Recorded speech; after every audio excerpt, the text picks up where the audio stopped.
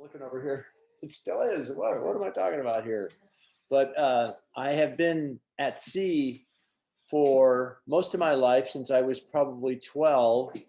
I like to use that expression. I came up through the hawse pipe, which means you crawled up the anchor line at a port.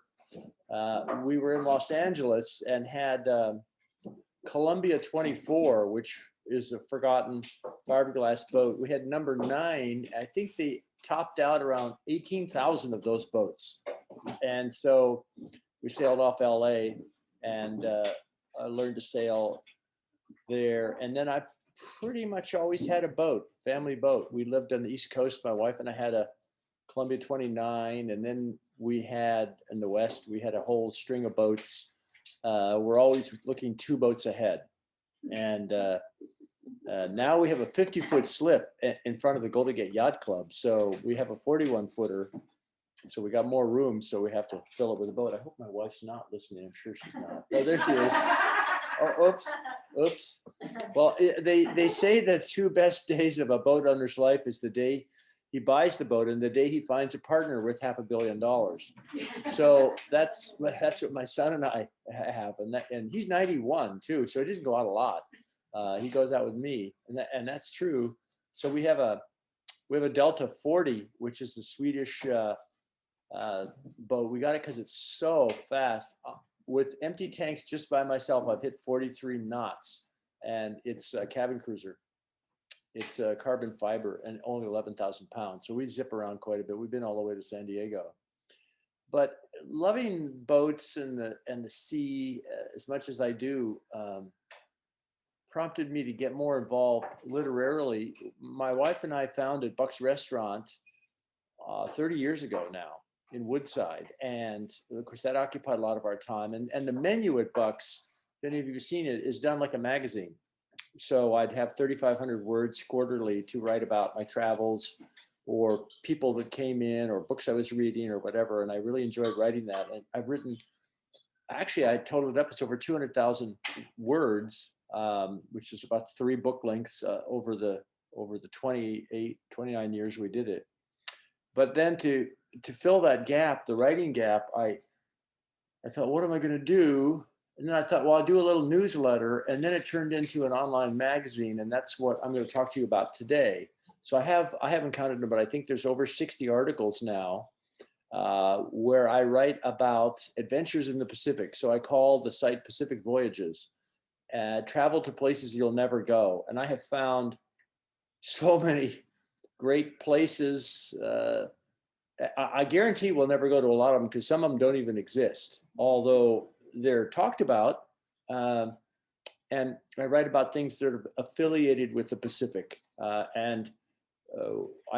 was so busy with another project that the one on the screen here, are we looking at my screen? Yeah, the May 4th here was puff and filler, and I started talking about nautical terms that are used in everyday language, of which there are hundreds. We're familiar with so many of them, like heave ho and that, but then there's son of a gun, which is, it has to come from somewhere. According to my research, it's when they had pregnant women on a vessel, the gun deck had more room for delivery. And since they were often pirate ships, they didn't know who the father was, so they referred to the offspring as the son of a gun. And that's the origin of that, which I think is pretty colorful. It's interesting, the whole thing about pirates and them having a lot of gold and buried treasure and crazy parties and sharing out all the loot with one another. Almost all those stories are entirely true. That's one of those things that when you look in deeply in pirates, the real story is even grander than anything you'd make up. They had whole independent pirate nations in the Caribbean where nobody would go near. And they really did share the loot. And the number of people on board these ships, and the ships were generally in the 100 to 120 foot length, and there could be 400 or 500 people aboard, men and women. And because they did use sheer numbers, they'd come up and they just dominate. Well, throughout these articles, I'm just going to pick a few and we'll have some fun. I think we'll take Gilligan's Island. So everybody, I'm sure, is familiar with Gilligan's Island, although I personally have never seen it because I have been busy, but it was a real phenomenon. And one of the most phenomenal parts was, of course, it was an invented story with the famous 3-hour cruise where they'd say they were sailing out of Newport, actually. And they went ashore on some uncharted island. An amazing number of people came by and they never got rescued, and the hair and makeup always looked pretty good. And of course it was a fantasy, but as you dig deeper into the story of this, it's remarkable. So they hired a guy to write the theme song. And this is a little snippet of the original theme song. Just sit right back and you hear it. The same words, but it's a calypso song. So they didn't like that. So they said, no, we can't use your song. And that guy went on to write Star Wars, John Williams. So they threw his song out, and then they got some other forgettable person to do it. But then, so the Gilligan's Island theme song is the most often played theme song of any TV show ever. And so you're really sorry already that I brought it up, because it's playing in your head.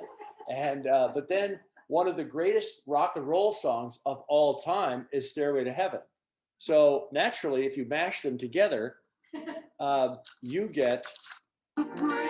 Shore, 5 passengers set sail that day for a 3-hour. You get one of the most fantastic songs ever. And at 1 minute 45, this is the funniest thing I've ever seen.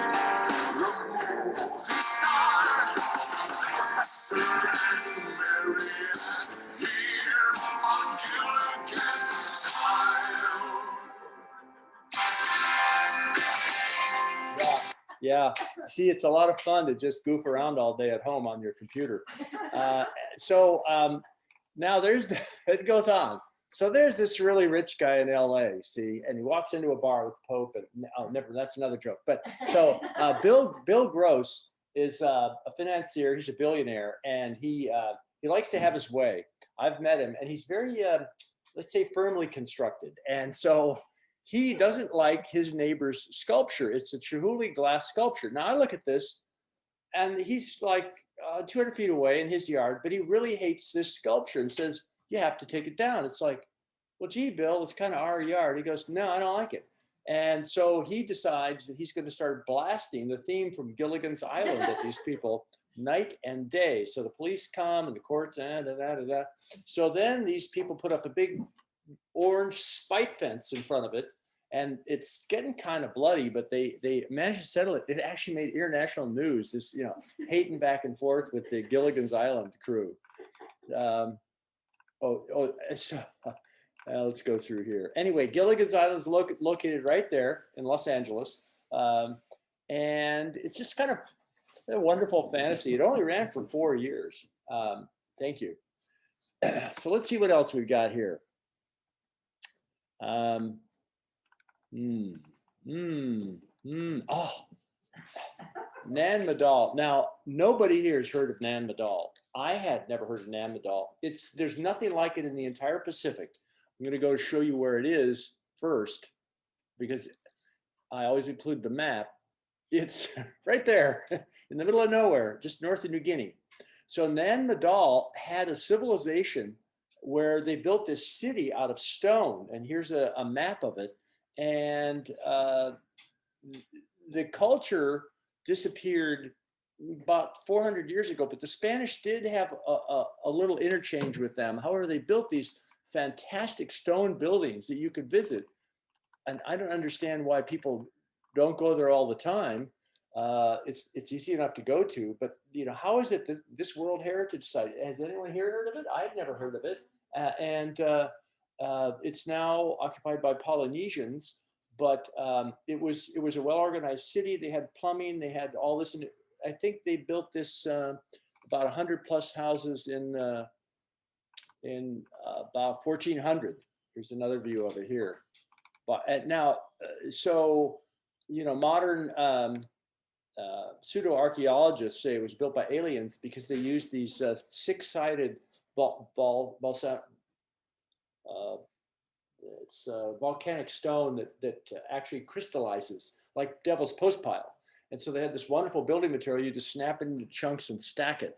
It's all over the island. There's really, in the Pacific, there are two kinds of islands. There's volcanic islands and there's coral islands, and sometimes they're both. And they have typically very different characteristics. Like Tahiti is volcanic, and that's why you get all these mountains. And then, of course, mixed with the atolls. Hawaii, another volcanic set of islands. And then, of course, some of the islands are disappearing completely. Let's see if we can find this one. You know, this thing has gotten so big by magazine that I lose touch of where things are. But I'm trying to think of the island that they sold out from under themselves. Let's see if we can find that one. Not Shoofly, the lands of Mu, no. Well, there's Nihui. Now, Nihui is another place no one's ever heard of. Nihui. Nihui is actually a country. It's the second smallest country in the world. And it's so terrible, nobody wants to live there. So the people that were living there when the English arrived in the 1700s, they all rushed to the beach and they had blood dripping from their mouths, and they scared Captain Cook so badly that he said, these are the savage cannibal islands. We're going elsewhere. Let's go to Tahiti and Hawaii. Of course, they were more savage in Hawaii, where he was killed. Well, it turned out that they were trying to say, hey, come on. It was this type of red banana that made their faces turn red, and it wasn't blood at all. But as a result, from the late 1700s until the late 1800s, nobody would land. And they keep waving down the ships, and pretty soon the British do land, and they say, hey, how would you like to colonize us? Colonize us here, right now. And so they presented it to Queen Victoria, and she said, okay, and then discovered all they wanted was money. And so she, after a year, turned them over to New Zealand, and they're a protectorate of New Zealand, but it is an independent country. However, they've always been trying to make a buck. So they have no beaches, so nobody wants to go there. And the population drops every year. I think it's about 3,500 now. And they're really on the dole from New Zealand. So they tried a lot of scams. They tried a phony medical school. They designed it and tried to bring people here. And here's the campus, the Lord Liverpool Hospital. And they never built any of it, but they did actually offer some degrees. They tried a phone sex service, and that didn't pan out when then pornography came ubiquitous. And they tried to do offshore banking. So they've always been kind of slippery. But if you move there, and they will greet you at the airport in one of the twice-a-week flights, they'll give you a free house, even though if you touch the house, it'll be in the tropics so rotten it'll just collapse. But they have so they've tried to make their mark in different ways. For instance, they're the first country to observe a certain level of darkness to allow you to see the stars, and that's because they only have one street light in the entire country. So they kind of came that that just came. Why didn't they try the obvious, which is snorkeling and diving? Well, they have no beaches, and and since all the talent leaves, there's no one to run a restaurant or a hotel. There's one Airbnb on the entire island, and it's $60 a day, and it just looks like a trailer with a window poked in the wall. So they have a really robust fiber cable system. So they sit there and pirate movies all day long. Oh yeah, the population was 6,000 120 years ago. It's now down to 1,300, and it's slated to disappear. You got that? Oh, thank you, Margaret. It's slated to disappear in the next 20 years because there won't be people to really run the airport. So then I talk about movies and adventurers. One movie I'm extremely fond of is On the Beach, and anybody who's my age remembers this movie as being absolutely shocking. It's from the early 60s.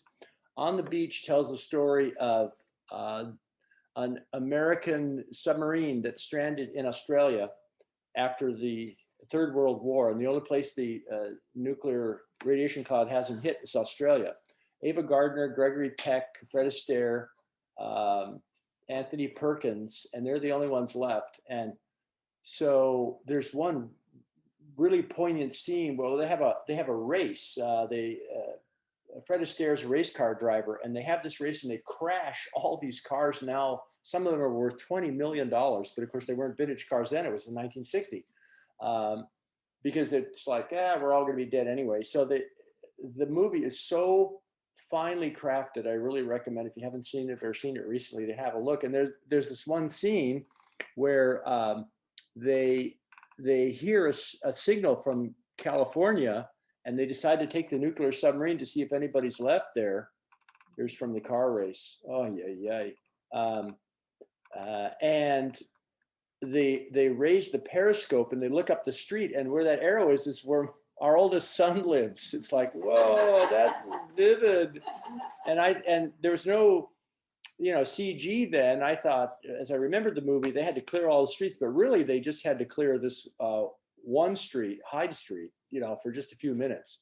So, but when you see, my kid lives there in World War III, and many of us who are in our 60s and 70s remember all that noise about the war coming.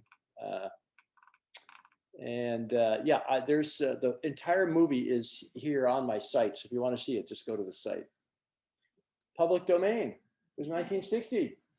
Out of copyright, right? And if not, I'd pirate it anyway. I'm a pirate, for Christ's sake. Yeah, really. Let's see what else we got. We got the houseboats in San Francisco, or in South Toledo, rather. The houseboat story is pretty fabulous. So many of you that are on the water have been there and seen these boats. There's 400 of them. There were many more in the old days. Some, like this white one here, is a vessel that's on a barge. There's only one that actually can move under its own power, and that's Stuart Brand's Myrene, which is a cast iron tugboat. It's about 100 years old. Turns out cast iron is a pretty good building material for hulls. So we've all heard of opening day on the bay. And opening day is where, in the 1880s and 90s, the bridge between Tiburon and Belvedere would go up, and the houseboats would be towed out from that protected area over to South Toledo. South Toledo is also where the Keens lived. Remember these paintings that Margaret Keene did of these sad children? She is still alive and still painting these horrible children. Yeah, she still lives in Woodside, actually. So some of the houseboats are, this one's quite old. It's 50 years old, and the guy lives there. I have never talked to him, but I've seen him out there in his chair, because I go over there all the time. So he's keeping his razor blade sharp in there. And sitting by the dock of the bay. You remember this song, Otis Redding?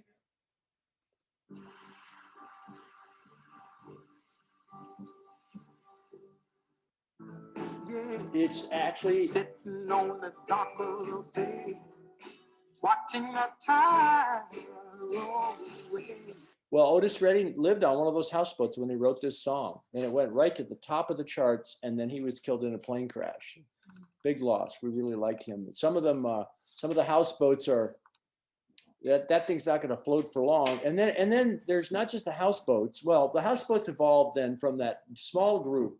And then when the earthquake hit in 1906, houseboats became really popular because there was nowhere else to live. And so they built a lot more of them. And then when the war came, the war, 30,000 people worked in the shipyards in South Toledo. And there were some thousands of houseboats anchored out and casually tied to the shore and in the mud. Then in the 60s, the houseboat wars started, and that's where the houseboat owners wanted to stay, but the city was tired of them putting their sewage and trash overboard. I knew a guy who lived there, my boat partner, in fact. He lived there in the late 50s, and they said the way you get rid of your trash is when it's high tide, you throw it in the bay and it floats away. So that was their attitude then.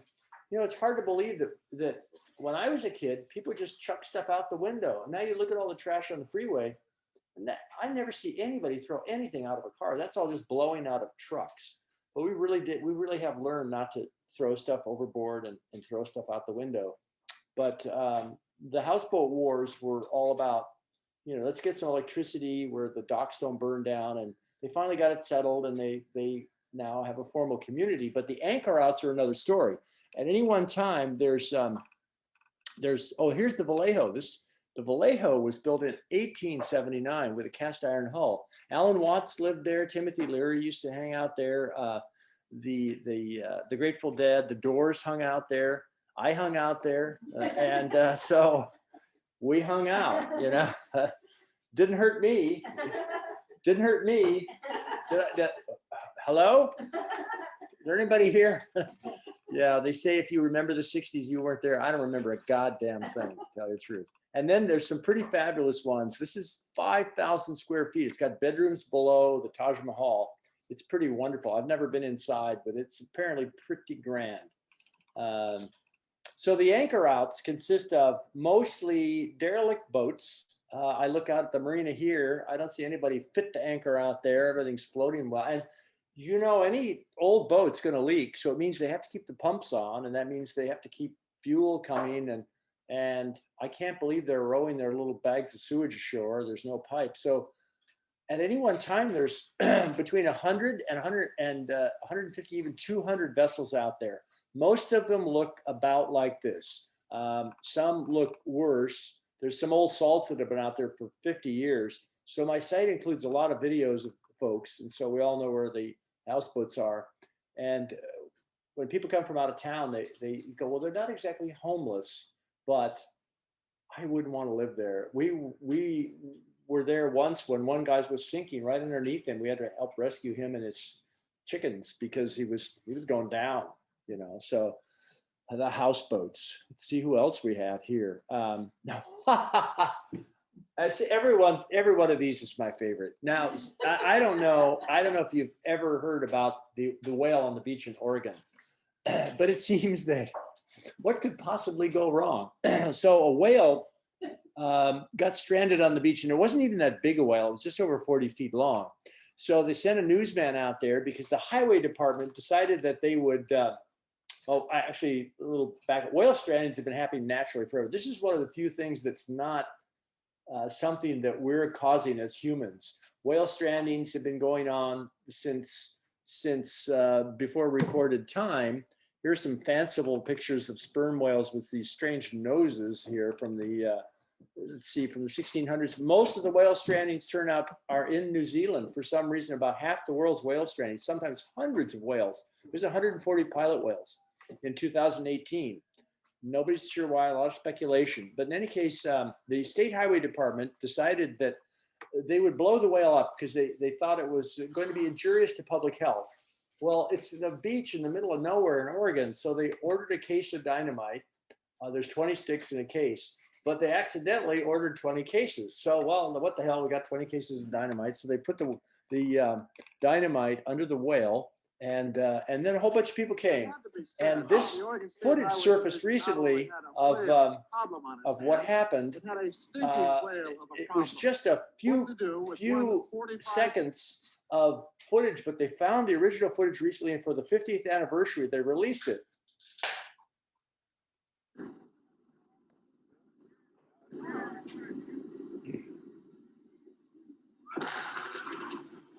So far, so good. So far. Well, the pieces kept on coming. Now the people are running because here comes the blubber. And so it hit a lot of people. Nobody was killed, but it hit cars in the parking lot, and it hit this one particular Cadillac, crushed it in pretty good. Yeah.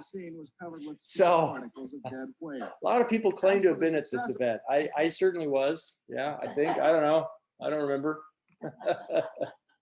Yeah. A lot of people got actually seriously burned. And some of the blubber landed in the main street of the town, about a mile away. It's still falling. 50 years later, you know, you hold your hand out, boom. Yeah, I didn't know the town. What a good idea. What a good idea. Let's see. There's more crazy. It isn't all, some of it's just the whimsy of the world. Japan's so fabulous. The Japanese people are sweet and crazy and really hang loose and completely wired up tight. They're sexually repressive and they have insane pornography.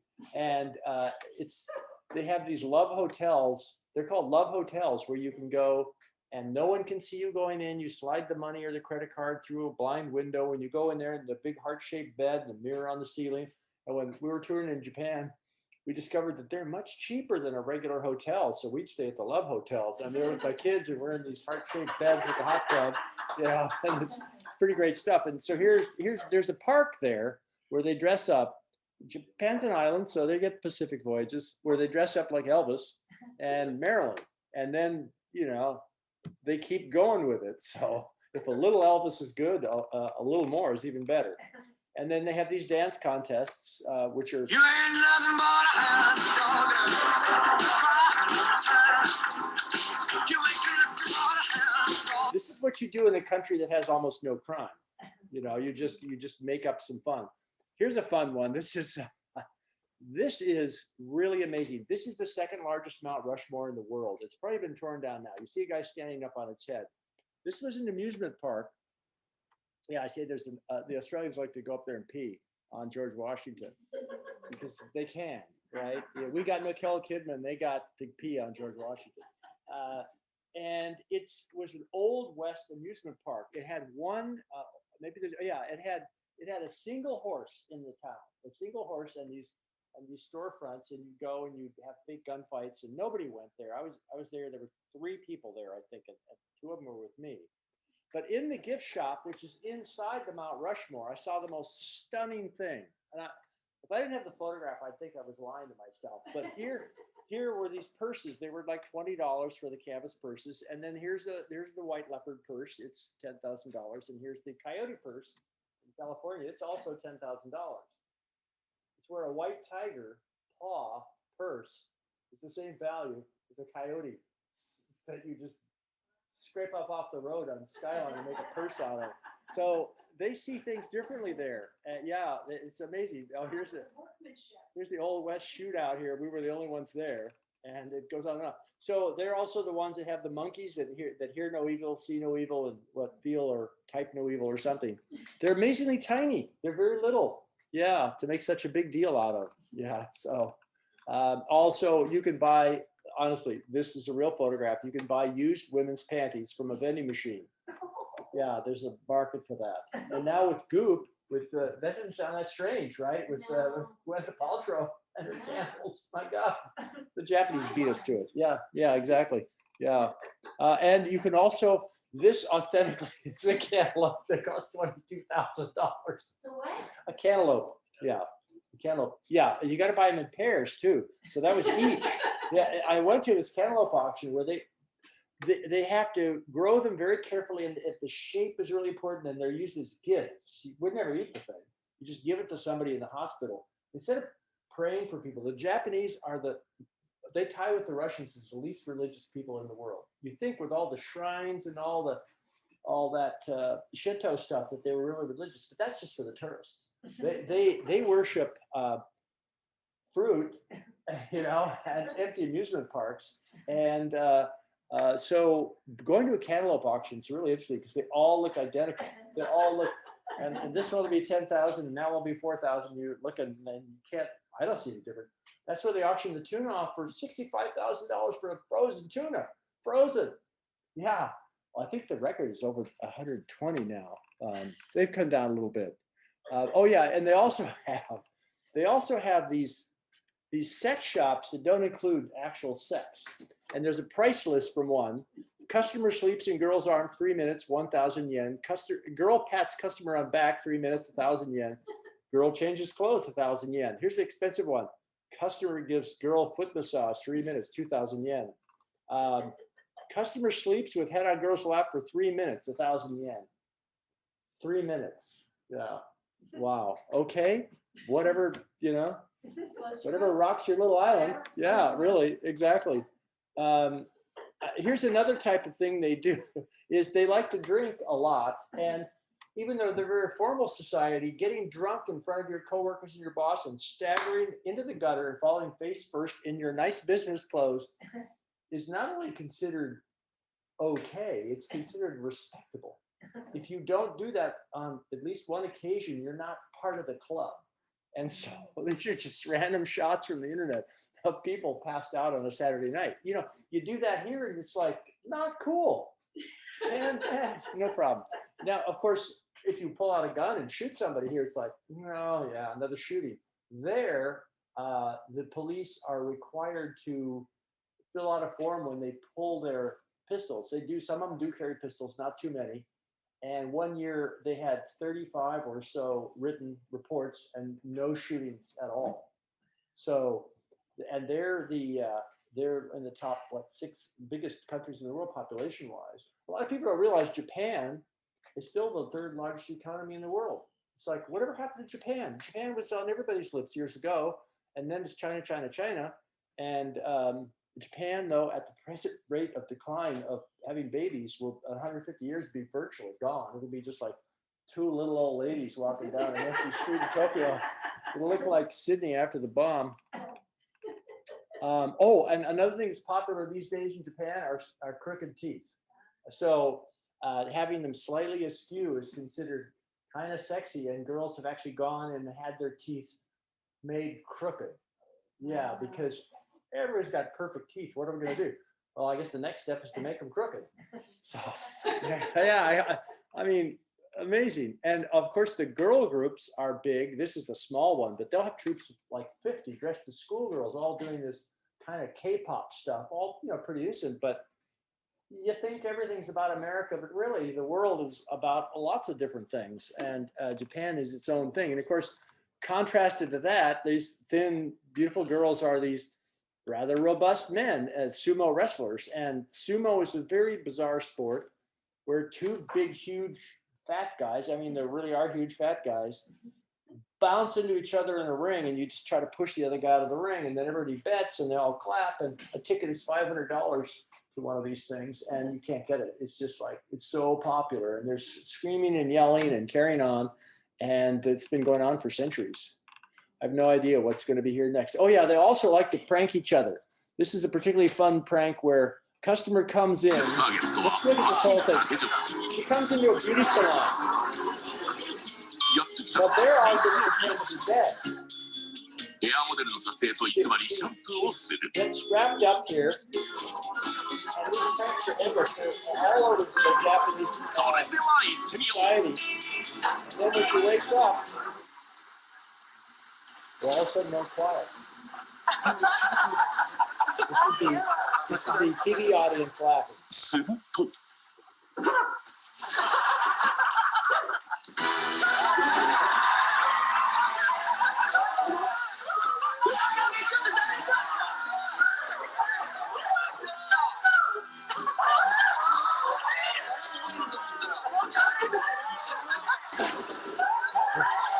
Yeah, they think this is pretty funny, but it gets even more intense. This is my favorite game show. This is where you take a attractive young woman, strap a pork chop to her head, and let a giant iguana run at her, and the last one to the head up wins.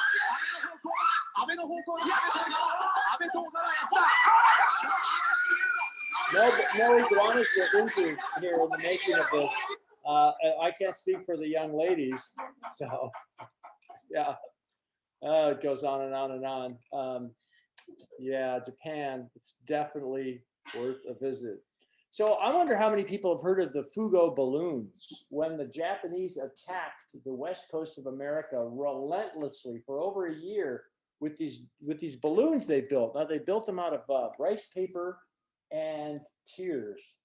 The women and children assembled these in halls like school gymnasiums and theaters, and they then put them into the jet stream, and 5 days later they floated over with these incendiary bombs with the idea that they would light the forests on fire in America. And they did, oh, and then of course the Battle of Los Angeles, we'll get into that. Let me come back to that. Here's one of the Fugo balloons with the payload here. So they sent about, I think 1,500 of them, and they went as far as the Great Lakes. I want to see if we can find a map here of, yeah, here's a map of where they went. And they weren't successful in starting any fires whatsoever. But 5 people were killed after the war when a woman and 4 children found one and went up to it. It blew up and they died in Oregon. And but that's not the worst. How about the Battle of Los Angeles? Have you all heard of that when the Japanese bombed LA? No one's heard of that. How is that possible? It was front page news. Let's see if where's that front page? Here we go. Air battle rages over Los Angeles, where the fighter bombers came over, and we had the big defense system set up on the perimeter, and they started shooting like crazy, and they started bringing down bombers, and one crashed at 175th Street in Vermont, and several people were killed by the incendiary explosions that we shot up there. And the problem was, the real problem was there were no Japanese bombers. The spotlights converged on each other and lit up areas of the sky. So they just thought the airplanes, they started shooting, and everybody shooting. And the people that died all died from our own friendly fire when their houses burned down. And plus there is no 175th Street in Vermont, so it's like, they didn't even fact check that. So, but the whole place was in a panic in World War II because there were actually Japanese submarines off the coast here. And during Pearl Harbor, they were patrolling out there. I think I've done an article on that if we could find it. There were 4 submarines out there, and they had airplanes on board. Oh, I got to do Kowloon here. They had airplanes on pontoons, and they had 300-foot submarines. There was one off San Francisco. There were a couple off Los Angeles. They shot and sunk. Well, they tried to sink a ship, but it was full of lumber off Los Angeles, and it wouldn't sink because it was full of lumber. So they managed to get back in. But then one of the Japanese submarines showed up just north of Santa Barbara at where the campus is today at the University of California. And they surfaced and they shot the end of a pier because that particular skipper was really angry at that specific spot. It seemed that 20 years before, he'd been a visiting Japanese young military dignitary, and they'd gone to a barbecue, and they put him on a horse, and he didn't know how to ride a horse, so he fell off and fell in this cactus, and they all laughed at him.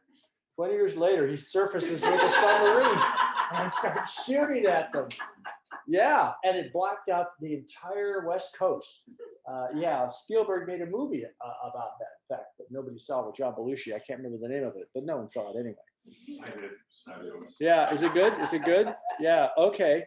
Well, here's an anomaly. This is Kowloon, or the City of Darkness. Has anyone ever heard of Kowloon? Kowloon's on an island in Hong Kong, and was there until, you've heard of it, until about, you've been there. Did you carry an umbrella when you were in there from the dripping sewage from all the incidental plumbing above? Because here was an absolutely lawless, most densely populated place in the world, where they were running all kinds of rackets, drugs and prostitution, laundering money, sure, but also inexpensive dentists, and kidneys and all sorts of different things for sale. And great tailors, all that, little tiny shops, and but these dark warrens, all the plumbing was just made up as you go. Here's a guy trying to deliver mail. Can you imagine delivering mail in this place? I think how many people lived there? 50,000 people in 350 buildings on 6.5 acres. Oh my God. Yeah, smaller than the marina here. How big is the marina? 25. Okay, so 6.5 acres, 50,000 people, far more than are here at this talk tonight.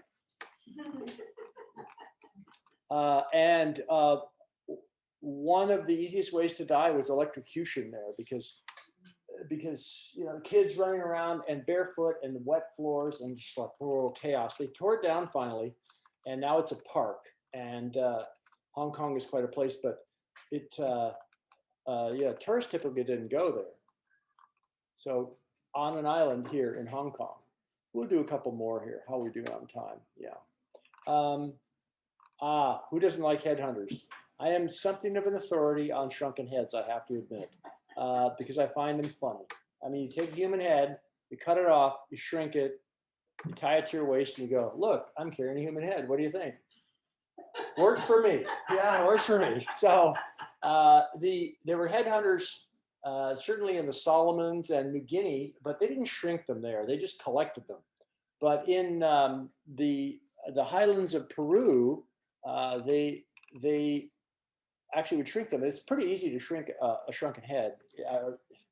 Not once they're shrunk, but what you do is you take the head, Take one head. Take one head.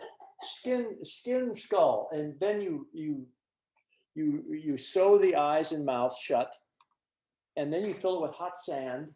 And as it shrinks, you take some sand out and more hot sand until by the end of a day, you have this little tiny head. Of course, the hair won't shrink.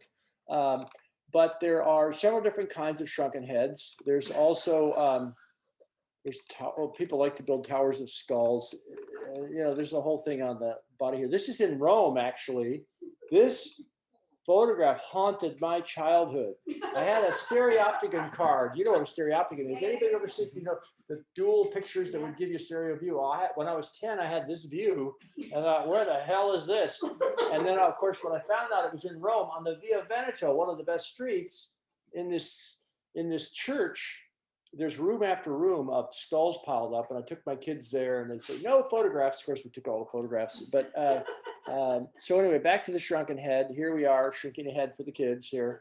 Yeah, it's like the Yarrow Indians in South America did the best heads. Everyone knows that, right? But the Yarrow had the #1 head factory, and there are about 300 or so Yarrows, authentic Yarrows. They all have names. They're in museums.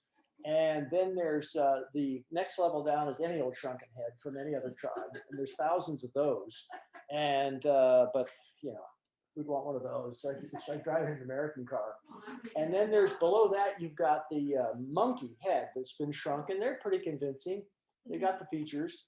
And then below that, you've got the goat skin, which has black hair and skin. You shrink it around with a mold and poke some holes in it. And then below that, you've got the plastic head.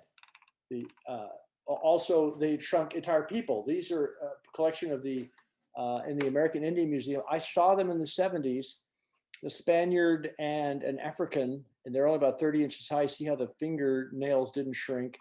And they've taken them off display. It's considered uncool now. Here's a goat skin. See, really, okay. And I think I even have, here's the plastic. So they get that. So a guy comes into Bucks and says, my father, when he was in South America after the war, now we have to go the war. We can't just say the war. There've been so many after the war. You remember the war, don't you? So many.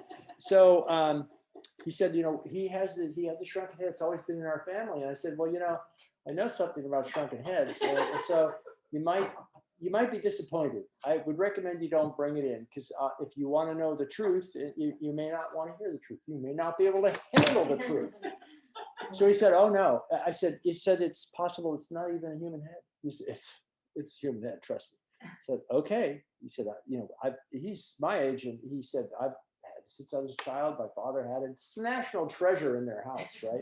Of course. So it was a goat. Yeah. He was really disappointed. He said, no. I said, well, you can tell me no. It doesn't change the fact that it's got no nose and no ears, and the hair's just going over there, and it's goat. You're lucky. It could be plastic. So, count your blessings. Let's see what else we got here.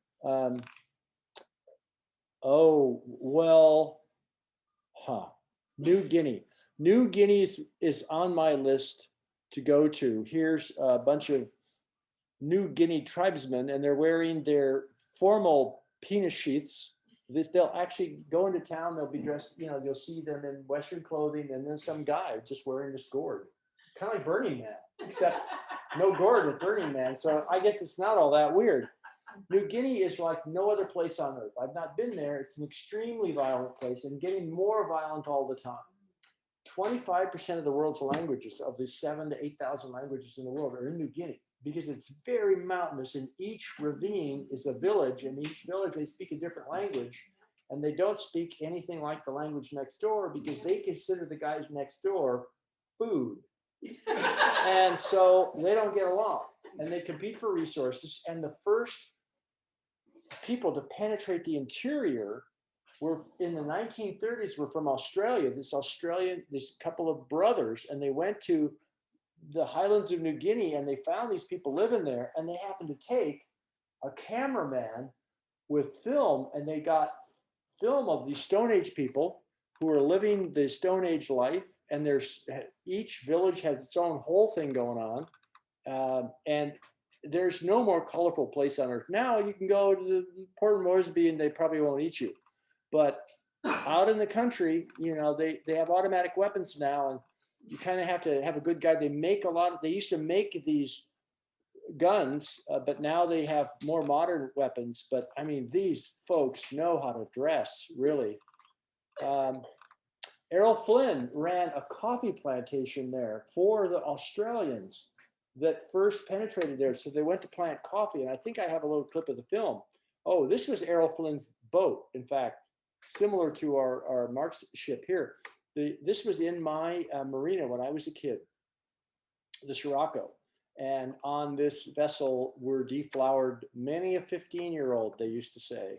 Now considered not cool. Here's one of them now, in fact, with Orson Welles and Alana Turner, Rita Hayworth. Yeah. Oh, yeah, that's right. They were married, right? Rita. The cake says Rita too. So more, you know, high fashion here in New Guinea. And so, this is at Stanford. So at Stanford, somebody donates the money to bring these New Guinea wood carvers and trees from the Sepik River region, which is like still kind of not fully explored. They bring these guys with the toast of the town, the peanut sheaths, the whole deal. They bring the logs, they bring the carving tools, and they say, carve whatever you want, it'll be great. So this now, we call this Hard-On Park, and it's still there. So what they did is they carved some pretty dramatic, yeah, most of them have been snapped off by frat people, but many of them have not been snapped off exactly. Here's a crocodile eating a child from the vagina down, you know, so it happens, you know. Bonus article. Oh yes, this, if you go to the New Guinea one, you will see the film shot when they first went to see these Stone Age people. There's no other film like it in the world. So they also have a lot of fabulous wildlife. That is actually a moth. Get out of here with that, huh? Yeah, and it just, New Guinea's on my list. You know, they may kill me, but whatever. These are the mud people. You never, and some of the local lovelies dressed in Western clothing. New Guinea, I'm going there. It's Papua New Guinea's on one side and New Guinea's on the other, and they're completely different places. And this really, New Guinea's never been tamed. It's not that far from Australia. So you know how the people got to Australia, or the indigenous people got to Australia? I mean, 40, 50,000 years ago, they didn't have boats, right? I mean, to take quantities of people, or did they? Well, no, they didn't. In fact, it was connected. It's all connected here because the water was much lower. So they walked there. Yeah. I'll do one more and then we'll take a few questions. But anyway, Pacific Voyages, travel to places you'll never go. You'll never go. Cape Horn. Kevin, I think there's going to be a lot of mining for trivia. You know, everybody's heard of, well, I got to do Drake. Drake, this is a two-parter. So Sir Francis Drake comes to Drake's Bay, which is one of the giant coincidences of all time, right? Ends up in Drake's Bay, or they named it after him. I'm not sure which happened. But anyway, so Drake comes and he goes ashore, and they chronicle quite carefully that he had made a bronze plaque commemorating capturing the whole West Coast. And because it's ours now, because we say so, right? That's what people do. And it's worked for me. Brits. Well, this is mine. It's what the Brits do. Huh? The Brits do. Well, the Spanish were they were popular too, doing Americans. Yeah, pretty much everybody. Like what's yours is mine, and what's mine is now what was yours and is now mine. So in any case, he causes this plaque, and they have the nomenclature and everything, and it's in the diary, and it's all written there. So this bronze plaque is made, and they nail it to a tree. Here's Drake's Bay here. I want to see if I have a picture of the plaque here. There's Drake, yeah.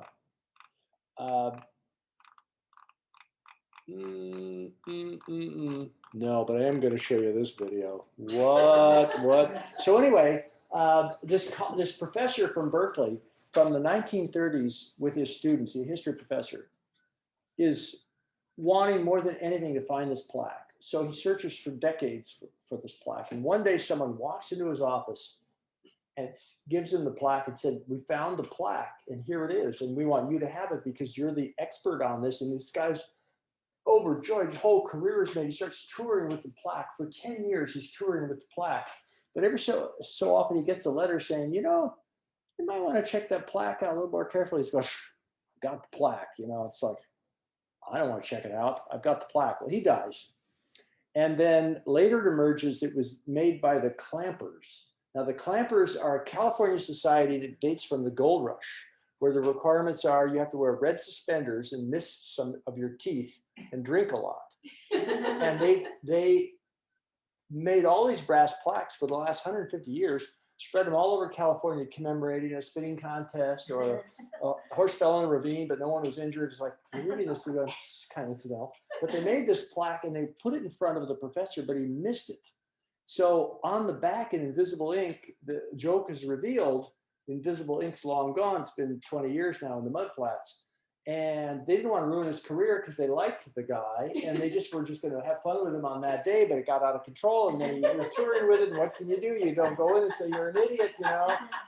So and that plaque was in the Bancroft Library for many years at Berkeley. And then it was revealed to be a hoax and the guy is dead, so he's okay. It's still in the Bancroft Library, but it says this is a hoax, you know? And so the story is much better than finding the real plaque. So Drake's Bay, and apropos of nothing, I got to show you this. This, you got to go to the site and see. Wish I could blow this up, but I don't see a way to do that here. Help. Yeah, I don't know that we can do that. Anyway, this is in the, I say apropos of nothing. I don't know if you can see it, but this is in the elevator at the Standard Hotel on the west side of Manhattan. You go in there and you take a tour to hell in the elevator. I've seen this 100 times. It's a combination of different videos. And to me, it's one of the most watchable videos on the internet, which fully, there are so many watchable ones. The music's great. Yeah.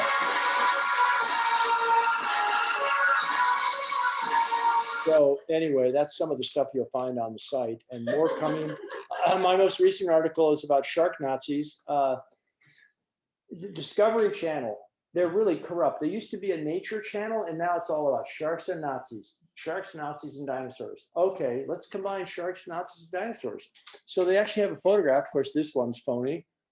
As are they all. So they advertise stuff like dog elevators and you know, really things that are unhealthy for you. So here's a photograph and they have a marine biologist saying, yes, here's a Nazi U-boat submarine from 1942 off Cape Town. And there's a megalodon measuring 65 feet from tail to fin. There were megalodons, but they were never that big, and there were never any Nazi subs there, and they're extinct for 150 years, and all of that. But they have the marine biologist saying that's all true. So they're just, we live in this era now where you can just make shit up and make money out of it. We know actually people had good jobs. Here's Bigfoot. More, you know, actually Bigfoot killed 3 people last year. It turns out in Northern California, and then I talk about shark finning. I don't know why, and you'll have to read the article. Then I found this one. So in this chaos we see in the world today, you know, we see a whole bunch of things we don't like all the time, from these fucking salt marshes here to your boat leaking, or you go out and you discover you have a flat, but really, everything's winding apart, everything's falling apart. Entropy, the world, the universe works like that. So what we have to do is find islands of grace, which I've tried to find here in the Pacific, where it's funny and fun and people are being nice to each other and great things are happening. So here's one of the sweetest things I've seen. This woman, The thing is, it's just this woman's job, I'll just joy narrate. of being surrounded by them. Her job is to go down in the ocean, and for decades she's been doing this, and find sharks with hooks stuck in their mouths and de-hook them.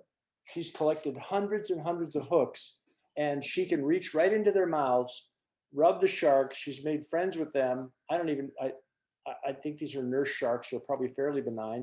I don't think she'd do this with a white shark, but her goal is to just save sharks one at a time by dehooking them.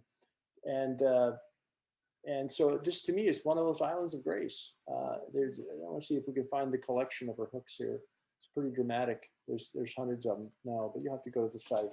So islands of grace, that's what it's all about, my opinion.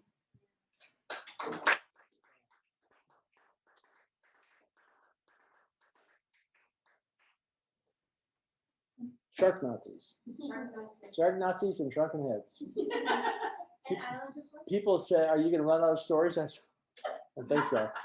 No, I might run out of time. I'm not going to run out of stories. Happens sometimes. You know, right here, I'll tell you another story, and I haven't done that one yet, but there used to be a big barge over here with a giant building on it. And that building was originally used to hide the mining equipment that was supposed to be the Glomar Explorer, which was out looking for magnesium nodules on the ocean floor, all paid for by Howard Hughes, but really paid for by the federal government. This is about 40 years ago. And there were no magnesium nodules on the bottom, but what there was a Soviet nuclear submarine. And this big building concealed the lifting equipment where they went down and grabbed the sub. Word is they never confirmed it, that they got about half the sub, right? And maybe half they didn't, and they learned a lot. And but it was interesting. It was tied up over here forever. They were trying to find another use for it, but there's so few Soviet subs to harvest that I don't know what happened to it. Yeah, so. I believe actually recently the bodies or the remains were repatriated to Russia. Is that right? Okay. I've been to Russia a lot, and Russia is really, it's one of my top places to visit because they're just so damn rude. It's just like they've institutionalized rudeness there. I once had breakfast with the head of the Russian army at Bucks, and we got along great. And he said, if you're ever in Russia, look me up. Gives me his card, and I'm going, I can use this. So we went to Russia, and we wanted to get a spacesuit from NASA, and they go, oh, they're all going to the Smithsonian. You can't get one. I think the Russians will sell me one.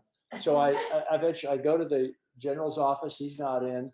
I go to the spacesuit factory where they're made in Moscow, and bang on the door. Said the general sent us, and we have a spacesuit hanging in Bucks today because they don't know who I am. I just met the guy once. Yeah. So, you know, I think by the way in incredible places like West Point. She said, Dana says she's on the board at West Point. And she wants me to speak there. I'm thinking, well, that's weird, but I guess I could go to West Point. I'm thinking, you know, somewhere in the East, I'm going to talk to the graduating class, and here you are. So, I mean, I really did think that, you know, so no one told me, you know, so is this West Point? Yes, in a manner of speaking, it definitely is. And we're the better for you're not doing your due diligence. Yeah, most people are. Yeah. When I get diligent, the world suffers. So that's all I have to say. Everyone at home is gone to sleep, and here you No, are. we're still here. So we have a little bit. Still here. James, We do. You're gonna keel haul me. No, we wouldn't do that. Although it's an underutilized art these days, keel hauling. Right. It's very unpleasant under the keel. So for all of our speakers, we have a small memento of this suspicious, auspicious occasion, and you have to read it out. Well, you can direct the wind, so adjust the sails. You're right, it is quite small. and it's in relief, so I can like impress my arm with it as I travel throughout the lands. Read this backwards. Terrific. Well, that's very nice. This will go on the wall at Bucks Well, that would be delightful. with the hundreds and hundreds of other. Could I gifts. attach several membership applications? Well, indeed, you can, but it's no longer up to Margaret and I because we don't work there anymore. I heard that. Oh my God, take my job, please. You know. Yeah, so they've thrown us in the grandchild briar patch. No, Yeah. that's good. Yeah, exactly. Well, this is So, lovely. are you guys out there in cyberspace? Do you have questions for James? You need to unmute if you do. Yeah. Make something up. Ask me what the head is on a boat. I love it when people come on my boat and they say, so what do you call the front again? I'm thinking, it's just the front. Yeah. And the left. Yeah. So, but you know, the head, I think, is actually the room. It's not the toilet, right? Yeah. I believe it's called the head because it was at the front of the boat originally. Well, yeah, but Because it it's was actually downwind. it's actually the room, not the toilet.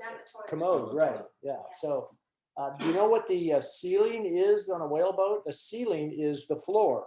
So it gets very confusing. That's the second layer of the whale boat. So Well, that's wait, is it ceiling CEI? yeah, or CEI, yeah. And another thing is, where does the word grog come from? Grog. Everyone knows grog is rum and water. Well, it comes from old Groggy, who was a naval officer in England who thought they drank too much rum, so they thinned it down with water and called it grog after old Groggy, which is kind of about the story. So Bob, Yeah, Bob. you're going to mute yourself, Bob. You have a question? Yeah, I had a question. I was just curious about Buck's restaurant. How did it become such a center of venture capital and all that? Oh, well, I stood down at, you know where the park and ride is at Woodside Road and 280. I had a big sign that said, venture capitalists come to Bucks. And I held it up for about 3 weeks and they all started coming.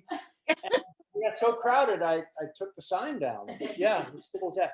It really started, I'll tell you how it started. It started with John Doerr, who in 1992 was mentioned in The Economist magazine as having a power breakfast at Bucks, just 2 lines. And by 1993, a TV crew had come to interview somebody. And in 1994, 3 TV crews came. And in 1995, about 150 to 200 TV crews came. Wow. Netscape went public, and Netscape changed everything. The Netscape stock release and the attendant flood to the internet is what caused this new age. And I'd seen new ages before, but nothing like this. Margaret and I, when we had a construction company, remodeled Steve Jobs' house in 79 and 80. And that was a big deal. His big idea was let's all have a computer. And that was still a big idea, but the internet's a much bigger idea. We've had 4 big ideas in communication in human history. We had speech, writing, printing, and the internet. So we're in one of those giant ages, and we know it now for the first time. What are we going to do with it? We're going to end humanity, of course. Yeah. So anyway, it just happened. Yeah, we let it happen. I'm one of the causes. Sorry. Actually, this professor from Harvard was told by somebody, you can find this on the internet, was told by somebody that I'm the secret manipulator behind the scenes of Silicon Valley. And then he got a hold of Bill Draper, a pretty well-known venture capitalist. Bill said, oh yeah, Jamis really is the power behind the throne. So he starts doing research, finds all these articles, which are just puff pieces really, but there's hundreds of them. And so does the speaking tour. There's a video of him in Russia. Margaret and I saw it. We're just laughing so hard because he keeps saying, this guy Jamis, he is actually pretending to be a restaurateur, but he's really the master manipulator. I'm thinking, I like this guy. Well, I So, have some perspective on that. okay. I think that you are. Are you a billionaire? His wife's laughing. Margaret laughs because she's embarrassed about the fact that we're billionaires. I'd hardly be a master manipulator without being a billionaire. Come on, but who isn't in Woodside, right? No, but Right. having seen you in action, I think that honestly, you are so good at poking holes in the excited elevator pitch that you've provided tremendous service to those. We started with that clown singing. Yeah, Stairway to Heaven. I know, I'm that guy. Just I'm that guy. No, you are very good at saying, yeah, but what about? And it is an incredibly valuable. I have no idea what you're talking I know. about, but I like the tone of your voice, the cut of your jib. Yeah, right. Yeah. I didn't know I had from a clue, but there are clues there. Yeah. But you're very sweet to say. We used to work together, Dan and I, for a long time. She was way overqualified to be at Bucks. and so was Margaret, really. But Margaret kept the wheels on the train as I tried to.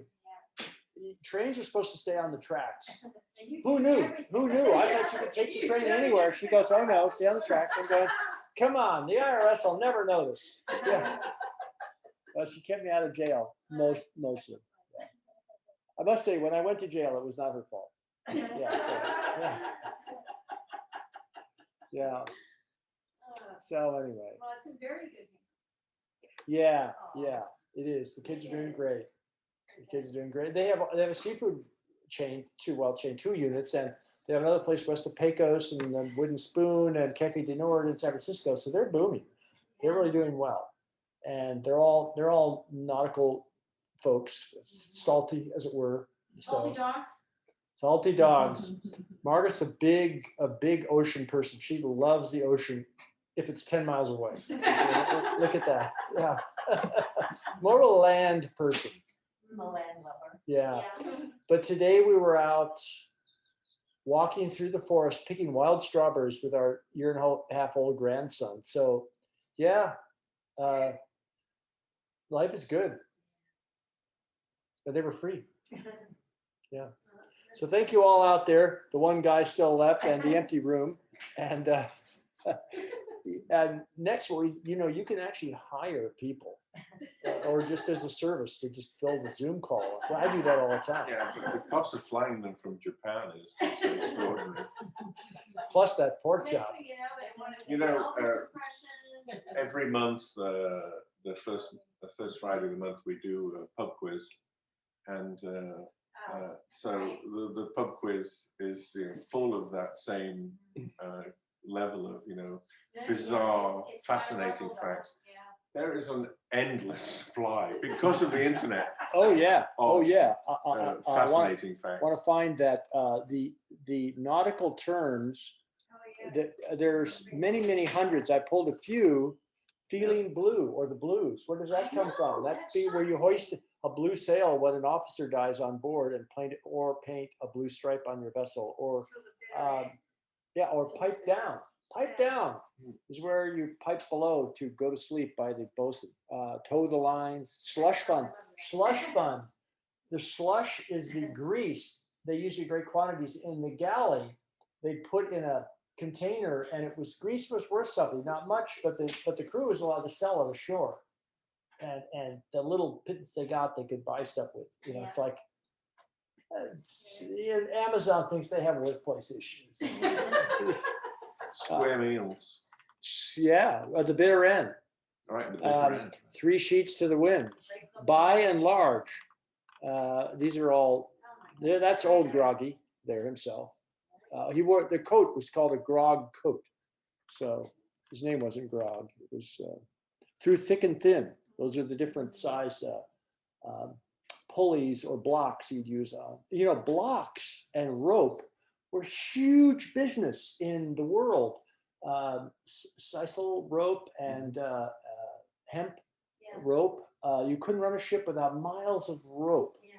Once, and it is rope until you cut it, and then it's a line, right?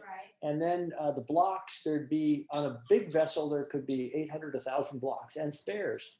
And so block making was one of the first things that got systematized, where they were all the same sizes, so they'd fit the lines. So before the Model T and the Model A? Oh, well, the blocks go back to the 17th century, sure. Yeah, blocks and guns and, sailing ships. There's so many stories to tell. And here we are in a marina. I just love the wind and the halyards and the seagull poop on the windows and I say to my wife, I'm going to the boat. She goes, have fun. We had this old wooden power boat built in the 50s that she thought was really dangerous. And we went to Tamales Bay in it. It's really slow. It was so slow. We had to back under the Golden Gate Bridge if there was a flood tide to hold way, because I couldn't, okay, I'll go in backwards then. And she's thinking, this is really unsafe. And then later I realized this thing was always trying to sink really hard. If it blew a plank, you didn't just call the Coast Guard and hang out. You just went down. We had our neighbors, Connie and Bob, talk voyage to the Delta. To the Delta, yeah. Yes, and they're like the novice boaters like we are, you know, they're ahead of us, but like the Delta is this, like, they made it, like, they made us realize, like, it is this tranquil, Yeah. kind of like lovely Yeah. destination of putt-putting. Yeah. Well, we ran aground there and that was, took all day, yeah. So maybe it's So, Oh, definitely. Oh, definitely. so He's not interested in putting on the Delta. we can do 44 knots in that. Yeah. So try this. Some of the yachts. This particular yacht, $5 billion. Now it's only 150 feet long, but it's got 2,500 pounds of gold in the dining room alone. Then we have the ugliest boat in the world by everybody's measure. This is the ugliest boat in the world, built by a fertilizer king from Russia. So basically, he's in the shit business, and it looks like shit. Here's, of course, Paul. No, this is Perkins. Yeah, Perkins, beautiful vessel, 300 feet long, one of the biggest sailing vessels in the world, if not the biggest. So it comes to the Golden Gate.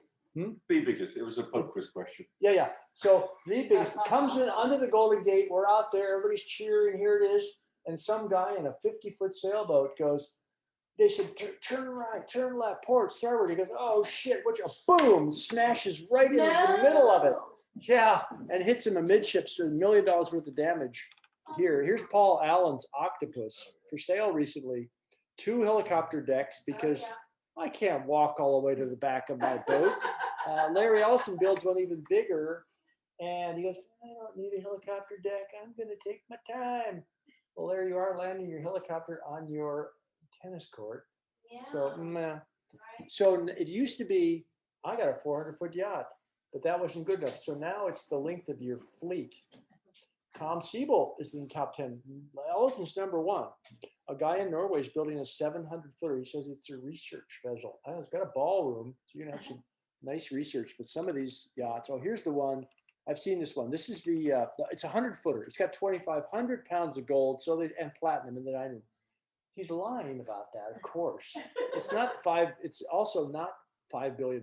He's lying about that. But people lie about their yachts all. It's like, this is my manhood. It's got 2,500 pounds of gold. Well, you're just lying to me. So, but it's a wonderful lie. I mean, that sounds like a lot of gold. What would you, solid gold chairs? You couldn't even lift them. Pretty cute though. And here's a fantasy yacht. Who has this many friends? Come on, it's like, it's not gonna happen. Here's the new one. This is under construction. This is the research vessel, the richest guy in Norway. Yeah, yeah. And here's an odd one. I don't know whether this is really a real boat or just a drawing. It looks like a tennis shoe, doesn't it? And now Bezos is building the big one. Everybody's going, oh, he's building this big mega. Well, he is worth $200 billion. Let him build a goddamn yacht. Puts people to work. And it's going to have 2 swimming pools. Of course, it's going to have 2. You can't walk all the way to the other end. There. Yeah. Why 2? Why 2? Well, he's got lots of friends. Now he's got more than ever. Yeah, but with the friends who are in his pool and the friends who are Well, not. no, the other pool's for the help. Very Oh. French, yes. Well, that's together. Have you seen there's a whole magazine for the help on yachts? It's called No. Crew, and it's a monthly, I think, or quarterly. I've heard about it. I've seen it. They have it at West Marine. So No. look, we still got one hold out there. Look at you, hanger on. He's saying he's white knuckling it. No, there are 9 couples online. Good Lord, 9 times 2. Welcome all. So in hour 2, we're going to discuss. Actually, it is hour 1.5. So, well, I think with that, I'll sign off. Thank you all. It's so much fun for me to talk about this stuff. Hopefully, you'll all come to Pacific Voyages. It's only $400 a year, or free, whichever you prefer. So just a quick note, if you ordered a plaque like the one that Jamis has, they arrived yesterday. The engraver's back in full business, so I'll be mailing them out to you. You know, I think I'm going to mount this on my boat, not screw bucks. Thank you for joining us this evening. Thank you all. All right. Bye. I'm just going to mute you. Yeah.